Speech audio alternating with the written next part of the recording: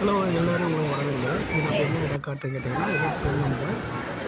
திருவண்ணாமலைக்கு நேற்று நாங்கள் போயிருந்தோம். அங்கே பார்த்தீங்கன்னா இன்னொரு கோவில் பிரச்சனை ரொம்ப அழகாக இருக்குது. இது வந்து நம்ம சிவன்கோட்டையில் கட்டப்பட்ட ஒரு கோவில், மிகப்பெரிய கோவில். நான் எதிர்பார்க்கவே இல்லை. இந்த கோயிலெலாம் பார்க்கையில் பார்த்தீங்கன்னா, இந்த மதுரை மீனாட்சி கோவில், காஞ்சி காமாட்சி அம்மன் கோவில், காஞ்சி ஏகாம்பரேஸ்வரர் கோவில், இந்த மாதிரி கோயில் லிஸ்ட்டில் மிகப்பெரிய கோயிலாக இருக்குது.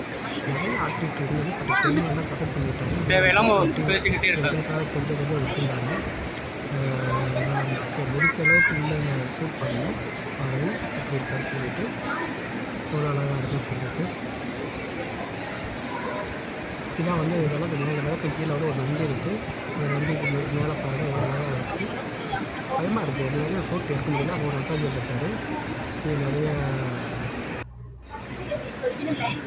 ஆளுங்களாம் நின்றுக்கிட்டே இருக்காங்க. அவங்க ஃபோட்டோன்னு பண்ணிக்கிட்டே இருக்காங்க. அதனால் வந்து சரியாகவே ஃபோட்டோ எடுக்க முடியல. இது கதவு இதெல்லாம் வந்து கதவு பாருங்கள் எவ்வளோ பெருசாக இருக்குது கோயில் கதவு.